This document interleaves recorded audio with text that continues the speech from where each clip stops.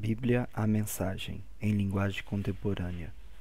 Eugene H. Peterson, Editora Vida. Atos capítulo 7. Então o sacerdote principal perguntou: O que você tem a dizer sobre isso? Estevão respondeu: Amigos, pais e irmãos, o Deus da glória apareceu ao nosso pai Abraão quando ele ainda vivia na Mesopotâmia, antes de se mudar para Harã, e ordenou: Deixe sua terra e sua família e vá para a terra que vou mostrar a você. Ele deixou a terra dos caldeus e foi para Harã. Depois da morte do seu pai, migrou para cá, onde vocês vivem agora. Mas Deus não lhe deu nada, nem um palmo sequer, prometendo que a terra seria dada ao seu filho. Ainda que Abraão não tivesse filho na época, Deus revelou que sua descendência se mudaria para uma terra estranha e ali seriam duramente escravizados por 400 anos. Mas prometeu: Vou tomar providências contra os seus dominadores e trazer meu povo para cá, para que me adorem aqui. Deus firmou uma aliança com Abraão e a assinou na carne do patriarca, pela circuncisão. Abraão teve seu filho Isaque e 8 dias depois fez o sinal da circuncisão no menino também. Isaque tornou-se pai de Jacó, Jacó pai dos 12 pais, e cada um passou adiante o sinal da aliança. Certo dia, os pais, cheios de inveja, venderam José como escravo para o Egito. Mas Deus estava lá com ele, e não só o livrou de todas as suas lutas, como o levou até a presença do faraó, rei do Egito, que ficou tão impressionado com José que o pôs como responsável de todo o Egito, até mesmo de seus assuntos pessoais. Mais tarde, uma fome atingiu a região do Egito a Canaã, com terríveis consequências. Na fome, nossos pais procuraram comida em toda parte, mas a despensa continuava vazia. Jacó soube que havia comida no Egito e enviou nossos pais para investigar. Confirmada a notícia, eles voltaram ao Egito segunda vez para comprar comida. Nessa visita, José revelou sua identidade a seus irmãos e apresentou a família de Jacó ao rei do Egito. Então José mandou buscar seu pai Jacó e os demais membros da família, 75 ao todo. Foi assim que a família de Jacó chegou ao Egito. Jacó morreu e nossos pais depois dele. Eles foram levados a Siquém e sepultados no túmulo de Abraão havia comprado dos filhos de Amor por um bom dinheiro. Quando os 400 anos estavam para se completar, o tempo em que Deus prometeu a Abraão libertar Israel, o nosso povo no Egito já era imenso e estava sob um rei do Egito que nunca tinha ouvido falar de José. Ele explorou nosso povo sem piedade, a ponto de nos forçar a abandonar os recém-nascidos, condenando-os a uma morte cruel. Foi nessa época que Moisés nasceu, e que bebê bonito! Ficou escondido em casa por 3 meses. Quando não era mais possível escondê-lo, ele foi tirado de casa, imediatamente salvo pela filha do faraó, que cuidou dele como se fosse um filho. Moisés recebeu a melhor educação do Egito e se destacou tanto acadêmica como fisicamente. Aos 40 anos, Moisés quis saber como era a vida dos seus parentes hebreus e foi verificar a situação deles. Um dia, viu um egípcio maltratando um deles e interferiu, e matou o egípcio para vingar o irmão humilhado. Imaginava que seus irmãos ficariam contentes ao saber que ele estava do lado deles e que iriam vê-lo como instrumento de Deus para libertá-los. Mas eles não entenderam nada disso.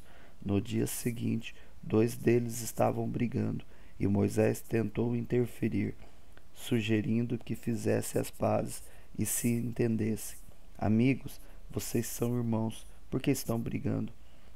O que havia começado a briga retrucou: Quem deu a você autoridade sobre nós? Vai me matar como matou o egípcio ontem? Quando Moisés ouviu isso, percebeu que a notícia havia se espalhado e fugiu. Exilou-se em Midian e durante os anos do exílio teve 2 filhos. 40 anos depois, no deserto do Monte Sinai, um anjo lhe apareceu num arbusto em chamas. Maravilhado com aquilo, Moisés foi conferir de perto e ouviu a voz de Deus. Eu sou o Deus de seus pais, o Deus de Abraão, Isaque e Jacó. Morrendo de medo, Moisés fechou os olhos e virou o rosto. Deus lhe disse: ajoelhe-se e ore. Você está num lugar santo, em terra santa. Tenho visto a agonia do meu povo no Egito. Ouvi seus gemidos, vim para ajudá-los. Prepare-se, eu mandarei você de volta ao Egito. E esse era o mesmo Moisés que antes haviam rejeitado, dizendo: quem deu a você a autoridade sobre nós? É aquele Moisés que Deus, usando o anjo no arbusto, enviou de volta como líder e libertador. Ele os tirou da escravidão para a liberdade, realizando coisas maravilhosas, sinais da parte de Deus por todo o Egito, no Mar Vermelho e no deserto por 40 anos. E foi isso que Moisés disse à comunidade: Deus levantará um profeta como eu entre vocês. Esse é o Moisés que ficou entre o anjo que falava no Sinai e os seus antepassados reunidos no deserto, que recebeu as palavras de vida que lhe foram entregues e as comunicou a nós, palavras que nossos pais rejeitaram. Eles tinham saudade dos costumes egípcios e reclamaram com Arão: faça para nós deuses a quem possamos ver e seguir. Esse Moisés que nos trouxe para este fim de mundo, nem sabemos o que lhe aconteceu. Foi nessa ocasião que fizeram um ídolo em forma de bezerro, ofereceram-lhe sacrifícios e festejaram o ídolo que confeccionaram. Deus não estava satisfeito, mas os deixou agir conforme desejassem, adorar cada novo Deus que aparecia e viver com as consequências descritas pelo profeta Amós. Vocês me trouxeram oferendas de animais e grãos durante 40 anos no deserto a Israel, que nada estavam ocupados demais, construindo santuários para os deuses da guerra e as deusas do sexo, adorando-os de todo o coração e com toda a força. Foi por isso que eu os mandei para o exílio na Babilônia. Durante todo esse tempo, nossos antepassados tiveram um santuário em forma de tenda para o verdadeiro culto. Foi feito conforme as especificações que Deus dera a Moisés. Esse santuário os acompanhava enquanto seguiam José. Quando Deus eliminou os pagãos da terra, eles ainda o tinham no tempo de Davi. Foi então que Davi pediu a Deus para construir um lugar permanente de adoração, mas foi Salomão que o construiu. Mas isso não quer dizer que o Deus Altíssimo viva num edifício feito por homens. O profeta Isaías expressa com muita clareza essa questão. O céu é a minha sala do trono, e eu descanso meus pés na terra. Então, que tipo de casa vocês pensam construir para mim? Deus pergunta: onde eu posso descansar e sossegar? Ela já está pronta e eu a construí. A verdade é que vocês continuam teimosos, com o coração insensível e com os ouvidos fechados. Vocês deliberadamente ignoram o Espírito Santo, como fizeram seus antepassados. Houve pelo menos um profeta que não tenha recebido o mesmo tratamento? Seus antepassados mataram todos os que ousaram anunciar a vinda do justo, e vocês mantêm a tradição da família.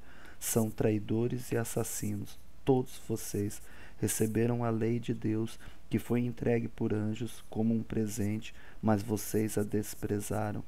Mas ele acabou de falar: o povo deu vazão a fúria, com vaias, assobios e ofensas, mas Estevão, cheio do Espírito Santo, nem prestou atenção, tinha olhos apenas para Deus, porque o estava vendo em toda a sua glória, com Jesus ao lado. Ele exclamou: Ó, vejo os céus abertos e o Filho do Homem ao lado de Deus. Gritando e vaiando, a multidão arremeteu contra ele como um estouro de boiada. Arrastaram-no para fora da cidade e o apedrejaram. Os líderes pediram a um jovem chamado Saulo que tomasse conta das roupas dele.